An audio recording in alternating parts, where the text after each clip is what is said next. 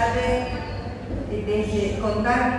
desde la presencia de Monseñor Estanislao, que espontáneamente él quiso venir aquí a darnos su bendición en este inicio del Congreso, pero también valorar el esfuerzo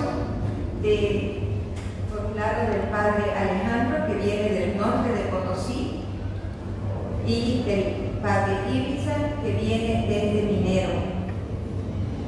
Pero aquí, junto a mí, está nuestro invitado especial, por el que realmente nos sentimos tan honrados y agradecidos a la GOSPA, porque traérnoslo y que él aparte un poquito su agenda tan apretada es realmente un don del cielo.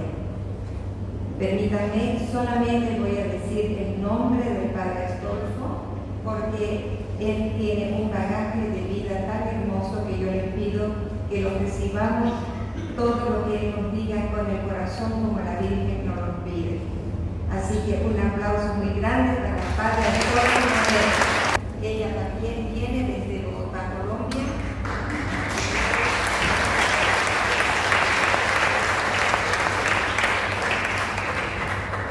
Con ella hemos compartido momentos muy hermosos en los congresos y ella no ha dudado en venir para ser también las manos extendidas de la Reina de la Paz. Gracias, Luisito.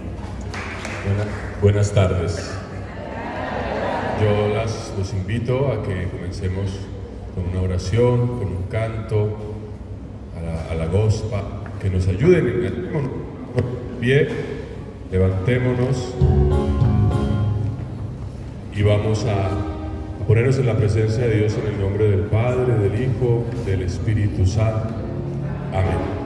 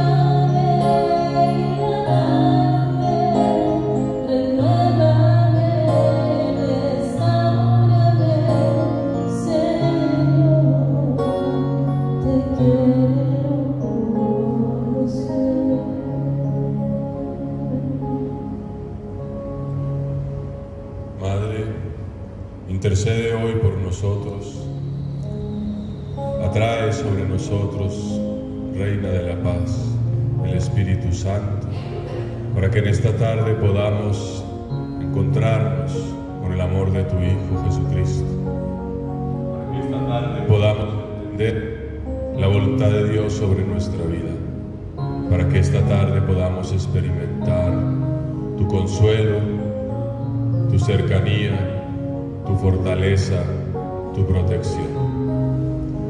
Dios te salve María, llena eres de gracia, el Señor es contigo.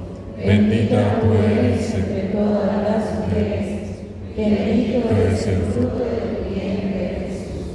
Santa María, Madre de Dios, ruega por nosotros los pecadores, ahora y en la hora de nuestra muerte. Amén. En el nombre del Padre, del Hijo y del Espíritu Santo. Para descontarse.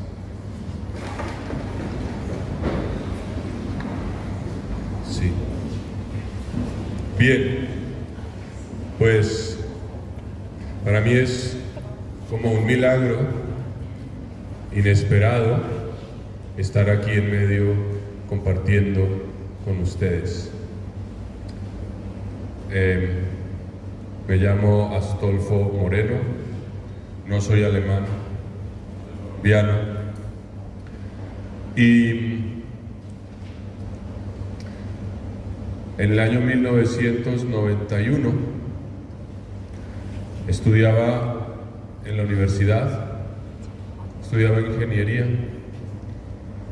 y mi familia estaba compuesta pues por mis padres, en aquel momento mi hermano y yo soy el mayor, también el más alto.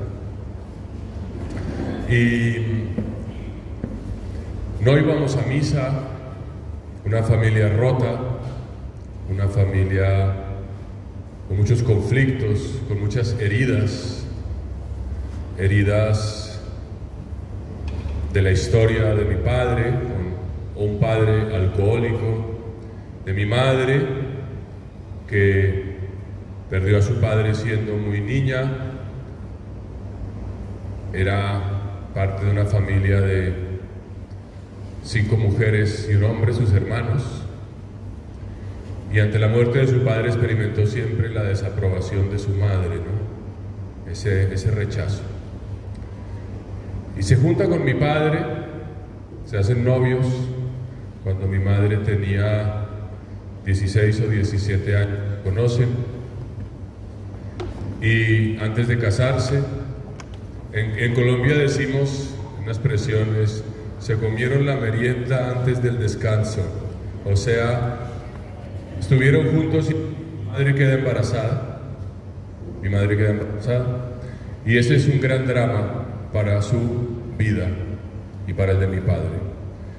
Y ellos, en medio de esa crisis, deciden apostar por la vida, deciden tener a ese niño, y ese niño soy yo. Entonces, yo comparto esto porque, hombre, yo me considero un rescatado de entrada. Hubiera podido ser fácilmente abortado. Era la solución más fácil. Pero sin embargo aquí estoy, y ellos emprenden un camino, se casan como pueden a escondidas, pero tampoco acaban de conocer a Dios. Viven muchos años de conflicto, de dificultad económica, familiar. Y cuando, como digo, yo estaba estudiando en la universidad, a mi padre le invitan a escuchar una charla, un amigo suyo judío, una cosa un poco extraña, ¿no? Que la Virgen se está apareciendo, ¿no? Era un mensaje sorprendente, tan extraordinario que parecía que valía la pena escucharlo. Y me acuerdo que mi padre me invitó a escuchar una charla sobre apariciones de la Virgen en Medjugorje. Yo no sabía bien ni qué era la Virgen, ni qué era mucho menos Medjugorje, pero por lo extraño, por lo extraordinario de la invitación, pues accedí. Recuerdo muy bien que era un auditorio, quizás como este, en una universidad. Habían organizado todo bastante bien.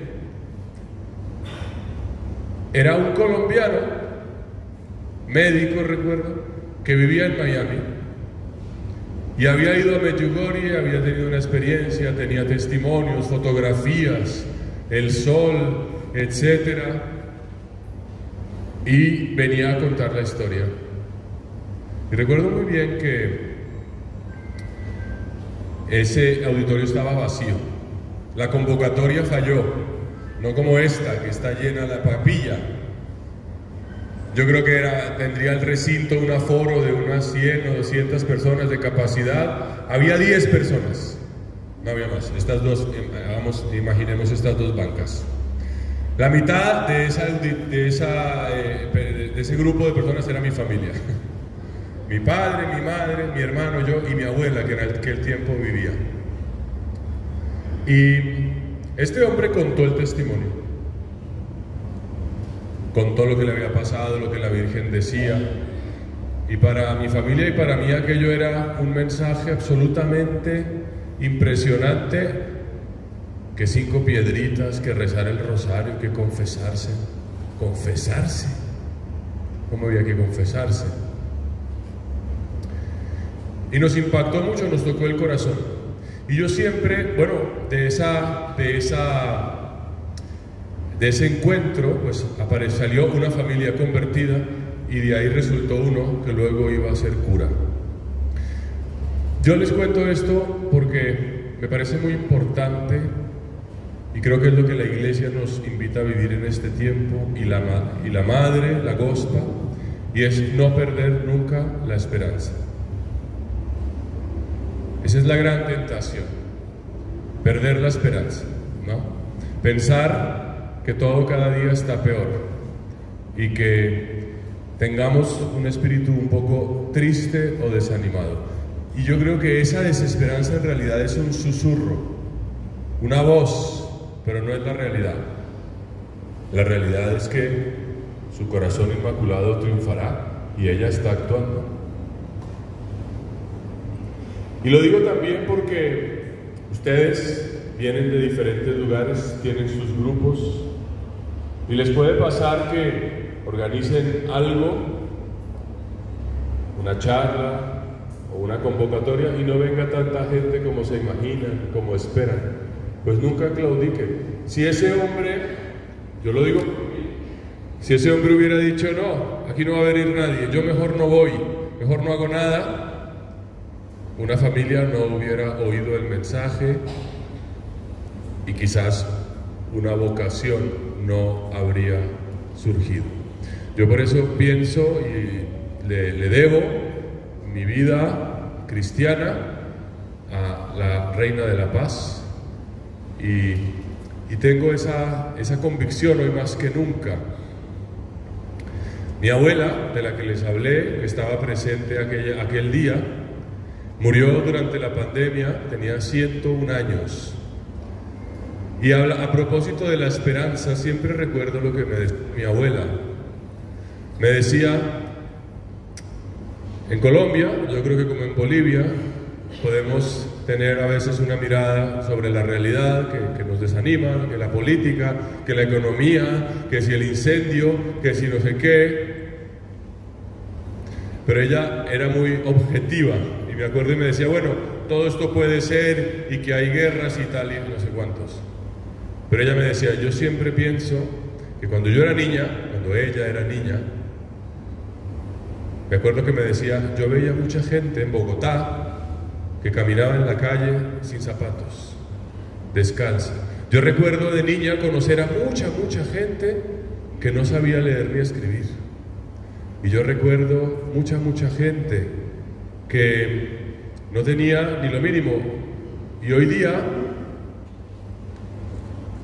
a menos que sea una situación muy concreta, es muy difícil encontrar a alguien sin zapatos, al menos en Bogotá. Hoy mucha gente, la mayoría, sabe leer y escribir. Yo digo este par de datos que pueden parecer anecdóticos, pero ¿por qué lo digo? Porque para mí la sabiduría de la abuela tiene que ver con que ella sabía ver la realidad, las cosas, y no se quedaba solo con el rumor de que todo está muy mal. Miren, en la escritura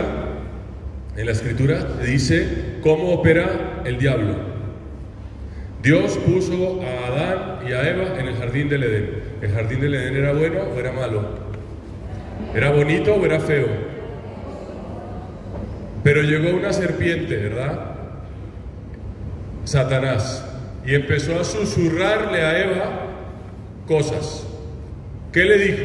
Oye, mira, está bien, esto parece muy bonito, pero ¿sabes qué? No es tan bonito. Porque ahí en medio de este jardín hay un árbol, que es el árbol de la ciencia del bien y del mal, que Dios no te deja tocar. Por tanto, esto es una mentira, es un engaño. Solo verás las cosas el día que comas de ese árbol. O sea, ¿qué hace la serpiente con Eva? Le enturbia la mirada, la hace sentir que la realidad ya no es positiva. La gospa siempre viene a darnos esperanza. Nos advierte de los tiempos, de que la paz está en peligro, pero nunca nos dice, ya no hagan nada porque se acabó el tiempo o no hay oportunidad. Siempre nos da esperanza.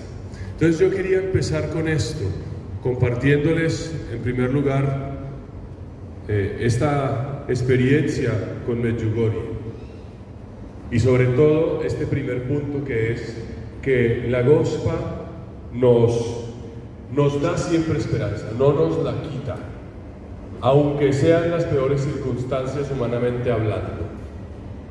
Luego, bien, pues yo soy sacerdote hace 23 años, hace ya bastantes, y solo hace 4 o 5, después de aquella experiencia originaria en la que me encontré en la iglesia, pues he tenido otra vez esta cercanía con Medjugorje y el apostolado con la Reina de la Paz.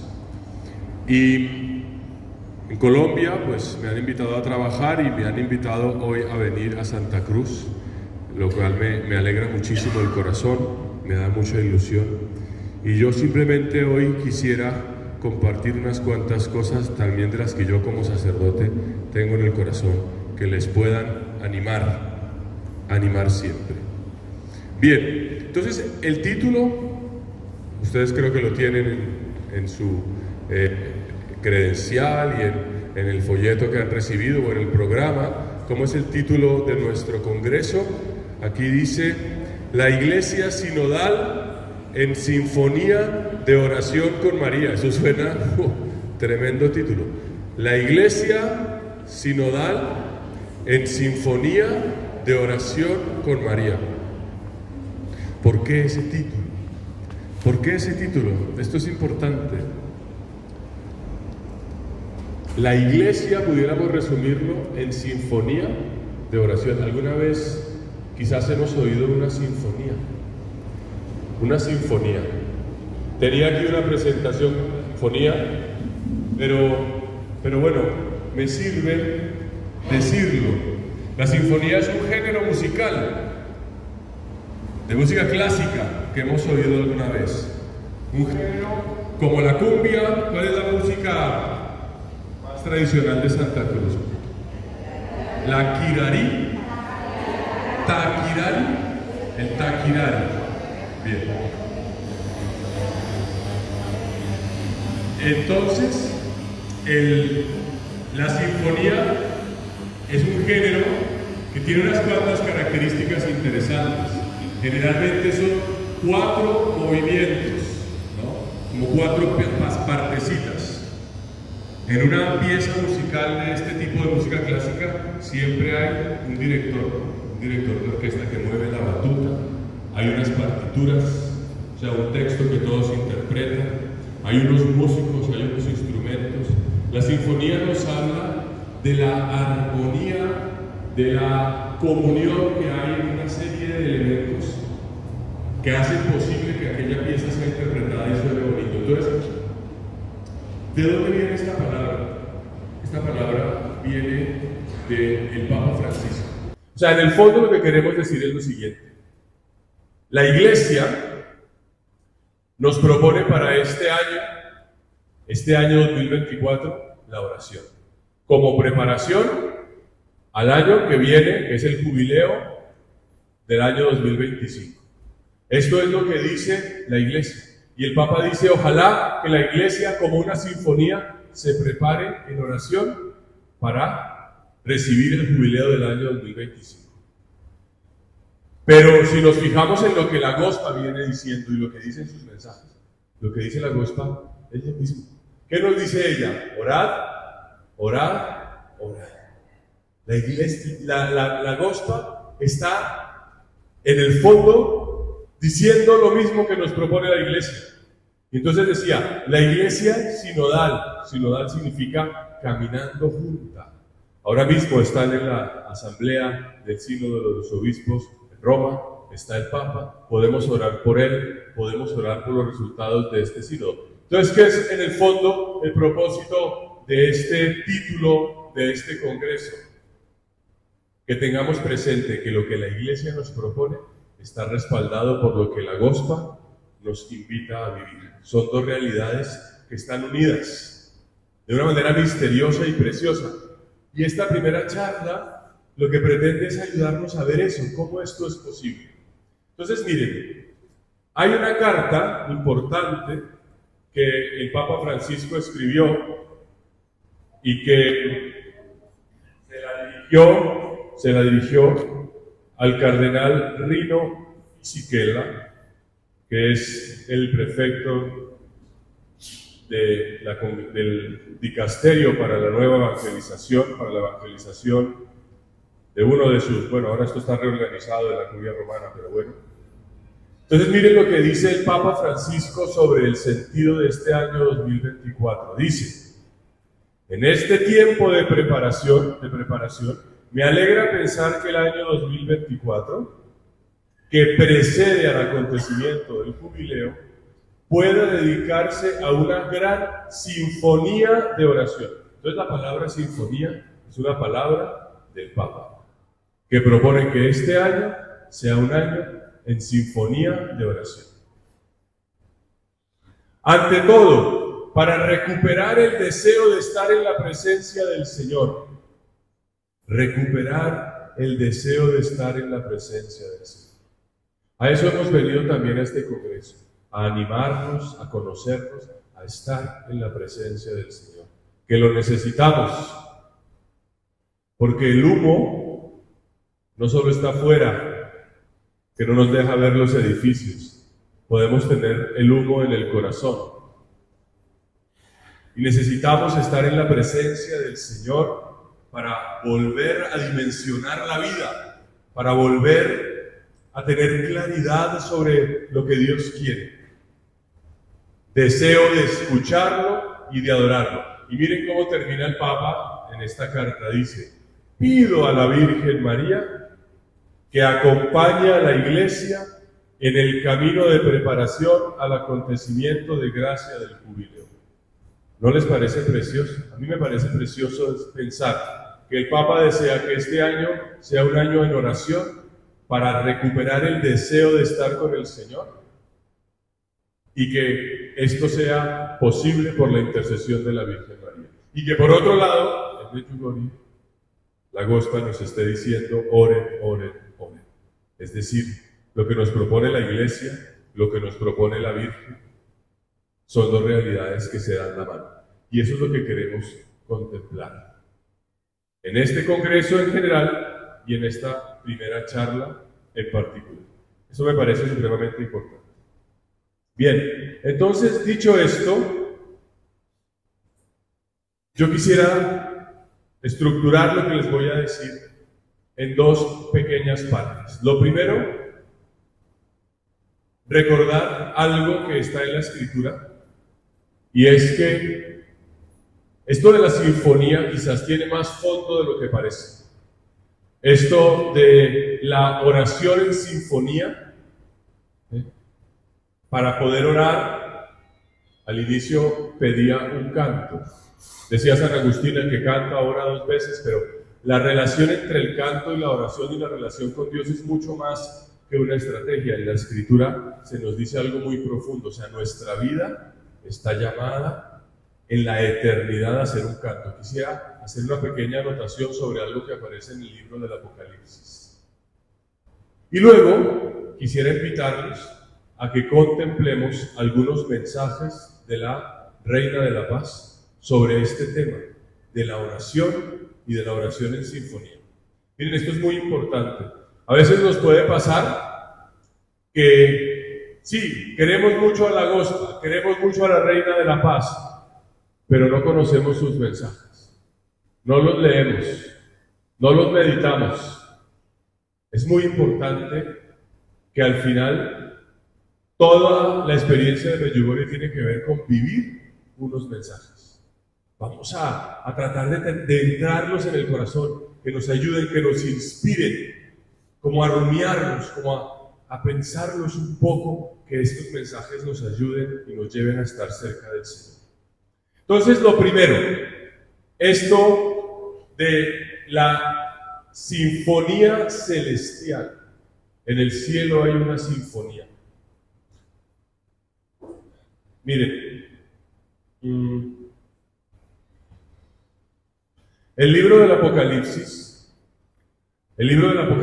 describe cómo es la vida celestial. En el capítulo 5, que es muy importante, se dice que se describe como, digamos, es la asamblea del cielo, que no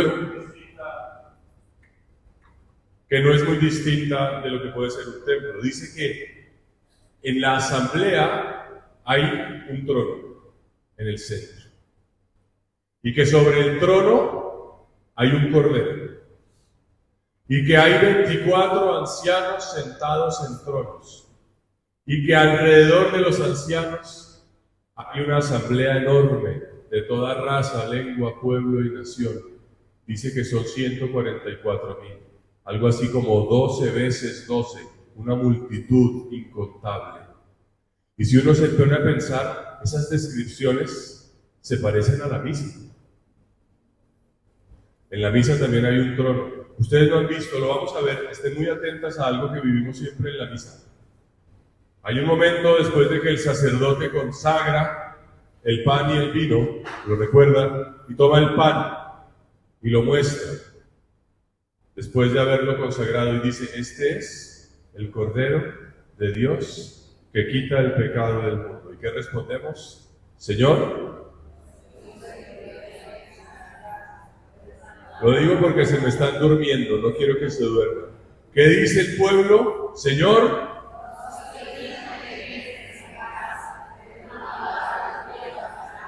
Muy bien. Entonces fíjense, hay un cordero aquí que se expone y que toda la asamblea adora. En el fondo, la misa reproduce o anticipa lo que ocurre en el cielo. Pero ¿qué dice el libro del Apocalipsis? Entonces dice, en Apocalipsis 4 dice, alrededor del trono había 24 tronos, y vi sentados en los tronos a 24 ancianos, vestidos de ropas blancas con coronas de oro en sus cabezas. Y continúa. Entonces, ¿qué pasa? Dice San Juan que en esa asamblea aparece un libro que tiene 7 sellos. Ese libro es un libro importantísimo, porque es el libro que contiene la revelación, o sea, el sentido de la historia. El sentido de la historia de la humanidad y el sentido de la historia de cada persona. Es un libro que te dice la verdad sobre tu vida, sobre tu historia. En el fondo, por qué naciste, por qué sufriste, todo. Pero está sellado. Y dice el libro del Apocalipsis que ese libro nadie lo puede abrir. Y entonces Juan, que es el que tiene la visión, empieza a llorar desconsoladamente, porque dice: ¿cómo es posible que toda la historia no se pueda conocer? Porque no hay quien abra, quien lea ese libro. Y entonces, repentinamente, aparece el Cordero, que es aquel que fue inmolado, que es Jesucristo, que es el que puede abrir el libro, el único, ¿no? Y entonces dice: y cuando hubo tomado el libro, los 4 seres vivientes y los 24 ancianos se postraron delante del Cordero, Todos tenían arpas y copas de oro llenas de incienso, que son las oraciones de los santos. Entonces aquí empieza a aparecer la sinfonía. Dice, todos tenían arpas, todos sabían cantar, todos sabían adorar, y dice, y cantaban un cántico nuevo. Un cántico nuevo. O sea, ¿tú sabes a qué te vas a ir al cielo? A cantar una sinfonía. Y esto que vivimos aquí en la tierra, en la misa principalmente, y lo que nos pide la Agosta, es el anticipo de aquello. El orar en sinfonía tiene que ver con el sentido más profundo de nuestra vida. Y aparecen las 7 trompetas. Y el libro del Apocalipsis continúa diciendo esto, ¿no? ¿Y cuál es el cántico nuevo? ¿Cuál es la letra de ese cántico? Miren lo que dice. Vi a los que habían triunfado sobre la bestia. Nosotros estamos librando ese combate contra la bestia. Sobre su imagen y sobre la cifra de su nombre. Estaban de pie junto al mar del cristal y llevaban las cítaras de Dios. Y cantan el cántico de Moisés, siervo de Dios, y el cántico del Cordero. ¿Y cuál es el cántico?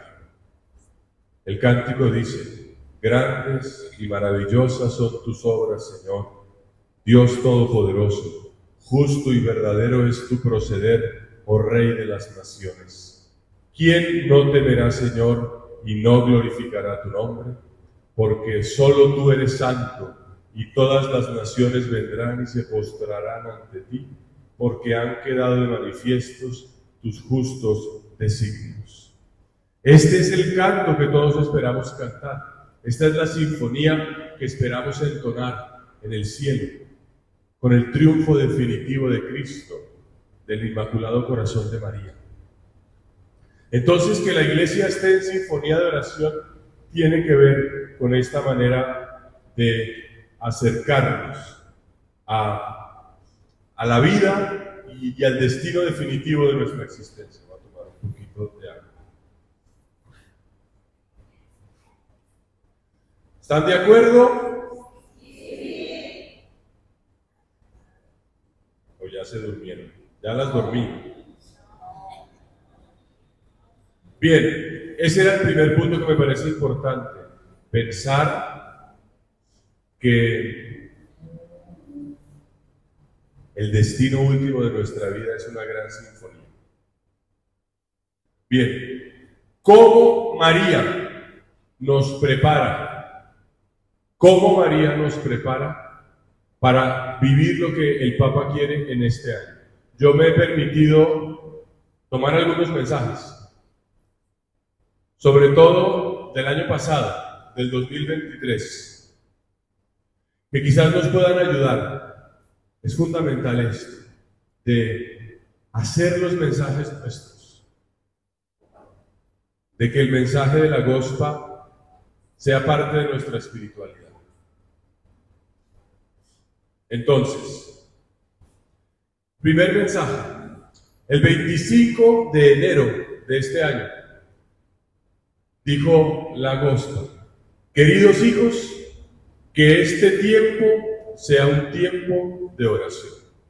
Que este tiempo sea un tiempo de oración.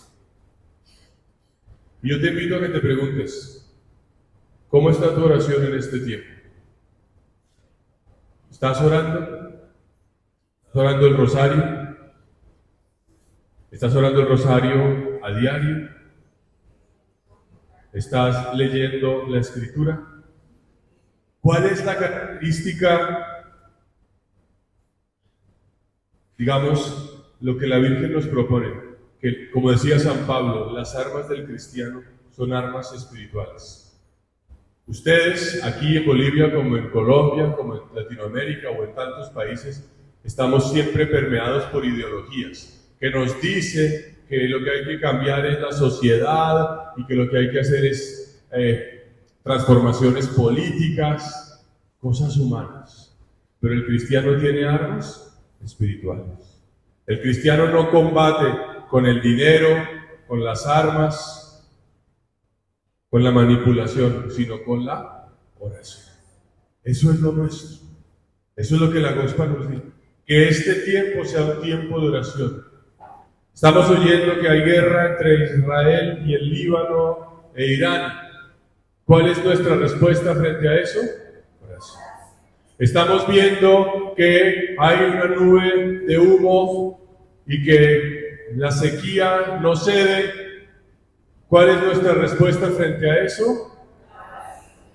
Estamos viendo que en nuestra casa, con el marido, con la mujer, con algún hijo, con algún familiar, hay un conflicto, hay un problema, hay un enfermo, hay un revés económico, hay un conflicto. ¿Cómo afrontamos nosotros esa situación? Que este tiempo sea un tiempo de oración. ¿Qué ha pedido el Papa para este año de preparación al jubileo? Que la Iglesia se una en oración, oración, oración. Anoche venía yo en el avión, el vuelo de Bogotá aquí, no sé por qué, sale a las 9 de la noche y llega a las 2 de la madrugada, en el horario más extravagante, y leía el libro de los mensajes. Y la Virgen dice una y otra vez lo mismo, con un matiz, con otro. Oren, oren. Alcen la mano las que de aquí son madres. Prácticamente todas. ¿Cuántas veces le tienen ustedes que decir a sus hijos las mismas cosas? Ustedes lo dicen una vez y basta. O hay que decirlo, y repetirlo, por activa, por pasiva, por escrito, con cariño, con regaño, cantando, llorando. Esa es la madre. Y una y otra vez. ¿Por qué? Porque nosotros a la primera de cambio nos cansamos, nos distraemos. Podemos tener un momento especial en el Congreso, o en un viaje o en una peregrinación, y al día siguiente llegamos acá y se nos acaba el impulso. Y la Virgen nos tiene que decir una y otra vez esta insistencia, que este tiempo sea un tiempo de oración. Otro mensaje del 25 de diciembre del año pasado. Dice la Reina de la Paz: queridos hijos, les traigo a mi Hijo Jesús para que llene sus corazones de paz, porque Él es la paz. Hijitos, busquen a Jesús en el silencio de su corazón para que renazca. Esto es del 25 de diciembre, ¿no? O sea, es el día de Navidad. Estamos hablando del nacimiento de Jesús. Busque a Jesús en el silencio de su corazón. Aquí nos está hablando de otra modalidad de oración. Buscar a Jesús en el silencio del corazón es orar también. Nos está invitando a orar en el acoger la realidad. ¿Qué es hacer silencio? ¿Qué es hacer silencio? Hacer silencio es permitir que la realidad sea ella misma, no imponerle algo a la realidad. El que se calla deja que las cosas sean, deja que Dios sea. Esa es la característica de la Biblia. Ella dice: hágase en mí según tu palabra. Ella no impone. ¿Cuántas veces estamos tú y yo imponiendo cosas para que el otro sea como yo quiero, para que el otro sea a mi medida? Aprender a callarse es mucho más que cerrar la boca, es mucho más que apagar la radio o que poner en modo avión el teléfono celular. El silencio tiene este propósito. Miren, decía algún relativo de nuestro tiempo que las dos grandes, digamos, tendencias, si no decir las dos herejías de nuestro tiempo, están en el pensar y en el hacer. No es que esté mal pensar, pensar es necesario, pero a veces queremos resolver la vida pensando, dándole vueltas a las cosas, y no duermes, y sufres, y estás todo el tiempo agobiado, agobiada pensando cosas. ¿Por qué me dijo esto? ¿Por qué no me llamó? Y no sé qué, y si se más, dándole vueltas también a los sentimientos. Y ese pensar muchas veces es infructuoso, nos frustra, porque no resuelve nada. O la otra tentación es la de hacer, hay que hacer. Y pensamos que haciendo muchas cosas, entonces todo va a cambiar. Y resulta que la actitud más profundamente nuestra cristiana es contemplar. Contemplar es dejar que Dios haga.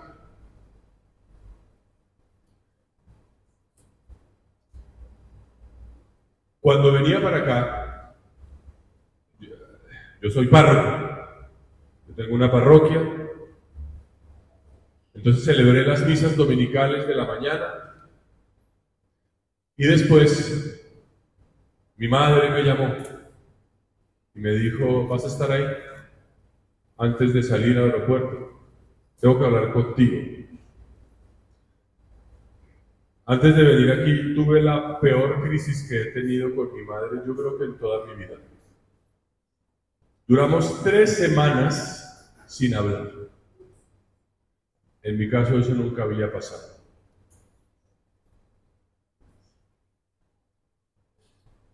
¿Y por qué duramos 3 semanas sin hablar?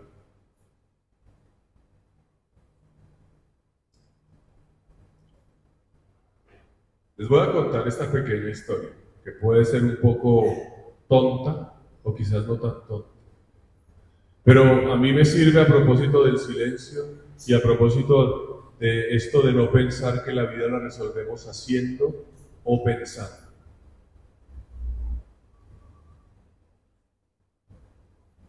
Les decía que mi madre perdió a su padre siendo joven. Y que tuvo una madre, por su parte, que un poco la invisibilizaba. Mi mamá quería hacer cosas, pero no le ponía atención. Sirve, esto no es bien, tú eres tonta. Y ella cómo reaccionó frente a esa situación. Intentando hacer cosas. Le voy a demostrar al mundo que sí puedo, que sí soy capaz. Hoy día mi madre, pues, es activista pro vida, hace cosas con derecho canónico, ella es abogada, hizo maestría, doctorado, hace de todo. Está ocupada todo el tiempo. Pero esa herida de su corazón, porque eso es una herida, esa ansiedad por hacer, hizo que muchas veces no estuviera cuando yo la necesitaba, porque estaba ocupada, estaba trabajando, estaba estudiando, estaba resolviendo el problema de algún otro. Y se los digo porque eso me parece importante. Yo soy cura hace 23 años, experiencias espirituales he tenido muchas. Yo me doy cuenta que el camino de la sanación y de la restauración es un camino de largo plazo. Esto no es un 2, como decimos en Colombia, 1, 2, 3 por mí, fíame Yugori, todo está arreglado. Son muchos pasos en los que cada vez vamos más a fondo. Entonces hace más o menos un mes, mis padres estaban en la playa, en Colombia, y me dijeron, oye, ¿por qué no vienes a vernos? Ellos pasan a veces temporadas. Y yo, pero no voy a poder. Bueno, hice un gran esfuerzo, según mi idea, tomar un avión un domingo para ir a Santa Marta, pasar el día lunes y volver el martes de nuevo a Bogotá. Alguien diría, pues absurdo, comprar un billete de avión que cuesta para eso, pero era para estar en familia. Y dije, lo voy a hacer. Me fui, y cuando llegué, me encontré con que mi madre me decía, oye, lo siento, pero tengo una audiencia. en un juzgado. Entonces esta tarde es una audiencia que por Zoom la podía atender. Me dedicaré un rato a ello. Bueno, a mí no me gustó, me entró en reversa, y al final esa audiencia duró 4 horas, fue un poco caótico. Y yo quise disimular, ¿no? Vine a hacer familia, no a hacer conflicto. No pasa nada. Hice como que no pasara nada. No dije nada. Dije no voy a reclamar. Pasó el día, estuvimos juntos, celebramos la Eucaristía con ellos dos, con mis padres, y me devolví a Bogotá. Una semana después,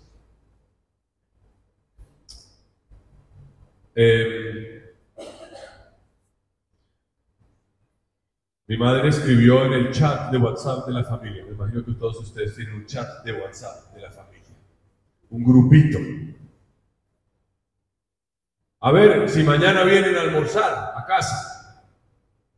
Y yo, Dios mío, mañana era un sábado, es imposible el tráfico, y el sábado peor. Yo llegaba aquí a Santa Cruz y decía, ¡qué maravilla! Los coches circulan.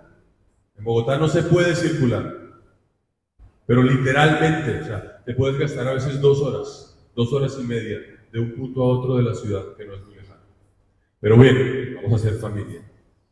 Y llegué al almuerzo y dije, bueno, solamente voy a estar un ratito, porque tengo que volver, tenía una boda, tenía un bautizo.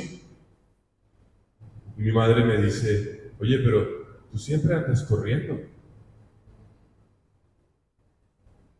Cuando ella me dijo eso, no pude pensar, reaccioné. Y prácticamente le grité. ¿Pero tú de qué dices? Si la que anda corriendo aquí eres tú. Y prácticamente me fui de la casa sin despedirme. Pasaron 3 semanas, casi un mes. Cosa que nunca pasaba. Y yo dije, no voy a llamar. Ella me llama el domingo y me dice, tenemos que hablar. Vino a mi parroquia y me dice, quiero escucharte. Y le dije todo lo que pensaba. Y en ese momento ella me dijo esto que le había pasado con su madre, que yo no lo había entendido. Porque, ¿qué pasa conmigo? Yo estoy reproduciendo lo que hace mi madre. Yo no paro. La semana pasada estuve en Madrid, en Roma, en Londres, hoy estoy aquí en Bolivia, voy llego a Bogotá, y soy párroco, ¿no? Y me la paso viajando. Le critico a mi madre que no para, que no se detiene, y la juzgo. Y yo sigo por el mismo camino. No paro. ¿Qué quiero decirles con esto? Miren, una herida que no se sana es una herida que se transmite. Y ustedes no piensen que van a ayudar a sus hijos, a sus maridos, a sus mujeres, queriendo arreglarles la vida a ellos. Solamente si uno va adentro de sí mismo, entonces podrá empezar a cambiar su vida. Y le admiro a mi madre su humildad de venir a buscarme. Pero ¿qué quiero decir con esto? Hace 2 días ella descubrió algo más de su vida y yo descubrí algo más de la mía. Y nos pudimos reconciliar y me pude venir aquí en paz. Pero el punto que les quiero decir es esto del silencio. El silencio significa detenerse y dejar de pensar que la vida la voy a arreglar haciendo, pensando, y a ver cómo hago que mi hijo se confiese, que mi mujer, mi hija no te quede, que mi nieto, que mi marido. Porque tu familia se convertirá, cuando tú te calles la boca, cuando vayas dentro de ti y te conviertas y ellos vean en ti a Cristo. Y lo digo de ti y lo digo de mí. esto del silencio, esto de buscar a Jesús en el silencio del corazón. Estos mensajes de la Gospa no son consejitos, tips para ser un poco mejores. Es una cosa muy profunda. Estamos llamados a meditarlos muy en serio. Y me detengo en un mensaje como este para ilustrar la seriedad y la profundidad que tiene. Porque podemos estar corriendo, podemos estar cansados, haciendo muchas cosas, pensando muchas cosas, pero no orando y buscando al Señor en el silencio para que Él haga lo que tiene que hacer. Estamos todavía creyendo que la historia la hacemos nosotros. Yo vengo aquí, como estoy tan ocupado, yo vengo aquí angustiado un poco, porque siempre me preocupa, ¿y qué les voy a decir? ¿Qué les voy a decir a ustedes, no? Entonces yo necesito tener una presentación de PowerPoint, punto a punto, ¿no? Y llego aquí y me dicen, no, es que no hay proyector. Y Dios me descoloca, pero siempre estoy combatiendo, queriendo hacer lo mío, en vez de dejar que fluya su espíritu. Y aquí le pido al Señor que permita que eso suceda. Bien.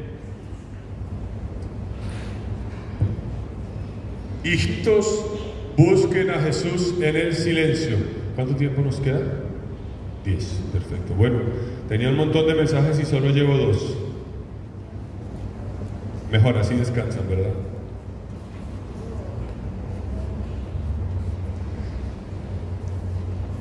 Ese mismo día, el mensaje anterior se lo dijo a María, ese mismo día, a Jacob. ¿Se acuerdan que Jacob es uno de los videntes a los cuales solamente una vez al año le da un mensaje? Miren lo que les digo. Va en la misma línea de lo que acabo de comentar, me parece especial. Es el día de Navidad, ¿verdad? El día de Navidad del año pasado. Queridos hijos, hoy con mi hijo en brazos, deseo llamaros a todos a orar al niño Jesús por la sanación de vuestro corazón. Por la sanación de vuestro corazón. Yo estoy muy impresionado. Hace 2 semanas en mi parroquia abrimos un pequeño retiro de sanación. Yo nunca había visto ese fenómeno, pero abrimos en la página web de la parroquia la inscripción. A las 2 horas había 80 personas. Nos tocó cerrar porque no tenemos un recinto que albergue tanta gente. Y todas estas 2 semanas nos vienen diciendo, Padre, ¿por qué me dejó por fuera? Creo que todos experimentamos la necesidad de sanación, ¿no? ¿Hay aquí alguien que se considera sano, que tiene toda su vida resuelta? Alce la mano. Nadie, ¿no? Todos tenemos cosas. Qué importante es esto. Oren al niño Jesús por la sanación de vuestro corazón. Hijos, muchas veces en vuestros corazones reina el pecado que destruye vuestra vida y no podéis sentir la presencia de Dios. Y continúa en la misma línea. Solo con corazones puros podréis vivir nuevamente el nacimiento de Jesús en vosotros. Como hay un pasaje de Isaías que dice, Isaías 55, en sus llagas hemos sido sanados. En sus llagas. Ese es un pasaje que retoma el apóstol Pedro. O sea, ¿cómo nos vamos a sanar? Cuando entramos en las llagas de Cristo. Y entramos en las llagas de Cristo en la oración, en la Eucaristía, en los sacramentos, en la palabra. Necesitamos ser sanados, pero la sanación viene por la oración.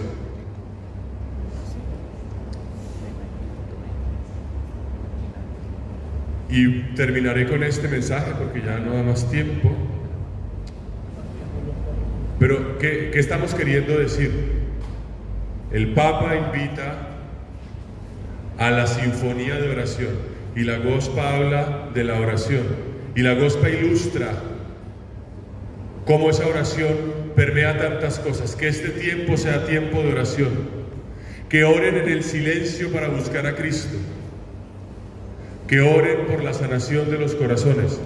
Estoy queriendo decir que esa oración es bien. Si el Papa pide que haya oración, la Madre nos amplía, nos ilustra, nos muestra todos los campos sobre los cuales la oración es fundamental, nos motiva, nos enseña, nos lleva de la mano. Hay un montón de mensajes y cada uno tiene este tema. Prácticamente en todos los mensajes la Gospa habla de orar, de la oración como el camino. Y del mes anterior, 25 de noviembre del 23, dice: queridos hijos, que este tiempo esté entretejido. A mí siempre me llama la atención, ¿qué palabra? Padre, es de Croacia, ¿verdad? ¿Qué palabra en croata será la palabra entretejido? Porque cuando se traduce es muy significativa la idea de entretejido. No sé, me imagino que habrá una palabra con la cual tradujeron esto en español. Que este tiempo esté entretejido de la oración por la paz y las buenas obras, para que la alegría de la espera del Rey de la Paz se sienta en sus corazones. Entonces aquí agrega otro matiz: oración y buenas obras. Fíjense cómo de la oración salen un montón de cosas: oración y silencio, oración y un tiempo de oración, oración y sanación, y aquí dice oración y buenas obras. Cómo la oración entonces lejos está de ser una autorreferencialidad, lejos está de ser un ensimismamiento. La Madre nos hace desde la oración proyectar la gracia de Dios a todas las esferas de nuestra vida con sus mensajes. Es algo impresionante. Cuando uno va leyendo uno por uno de estos mensajes que aparentemente repiten lo mismo porque dice orar, orar, orar, pero cuando vas al detalle te das cuenta que es una oración que se proyecta, que se desarrolla, que influye, que fecunda los aspectos de la vida personal, familiar, eclesial, y que en su aparente sencillez o en su real sencillez es supremamente profundo.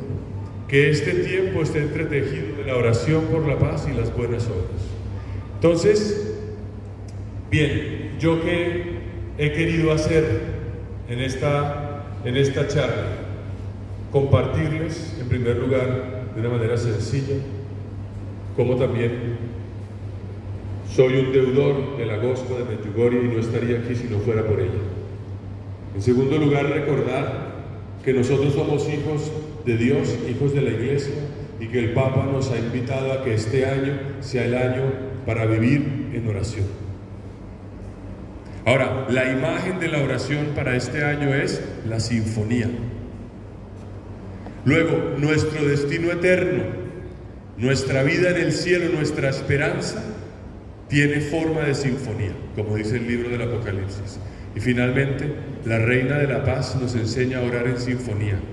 Y esta lectura, que podría ser mucho más larga, cada mensaje tiene una riqueza, nos debe motivar, y con esto termino, a realmente meditar y hacer nuestros los mensajes. Se trata de vivir los mensajes, porque a veces uno puede ser muy simplista, y yo veo que eso nos pasa, puede ser a ustedes o a mí. ¿Qué es Medjugorje? Las 5 piedritas. Y se dice pronto, y se dice fácil, lo cual es verdad, es una síntesis, pero yo creo que hay que ir a los mensajes, y es importante que esos mensajes, me parecería muy bonito que tuviésemos nosotros como en nuestro altar personal, en nuestra mesita de noche, en el sitio donde tengan sus libros de oración, la palabra de Dios, que es una de las 5 piedritas, y el librito con los mensajes. Que esos dos elementos estén unidos para una persona que viva y se alimente de la espiritualidad de la Reina de la Paz. Bien, pues vamos a terminemos con con una oración a la Virgen María.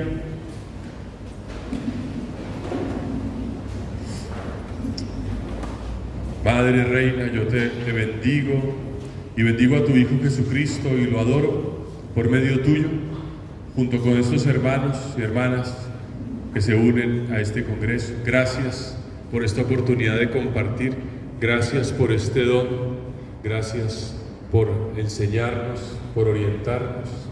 Hoy permítenos, Madre, escuchar tus mensajes, vivir tus mensajes, recordar la importancia de la oración, que toda nuestra vida sea oración y brote de la oración, volver a empezar. Ayúdanos a amar a la Iglesia, a lo que la Iglesia nos dice. Cuida a tu Hijo predilecto, el Santo Padre. Dios te salve María, llena eres de gracia, el Señor es contigo, bendita tú eres entre todas las mujeres, y bendito es el fruto de tu vientre Jesús. Santa María, Madre de Dios, ruega por nosotros pecadores, ahora y en la hora de nuestra muerte. Amén. En nombre del Padre,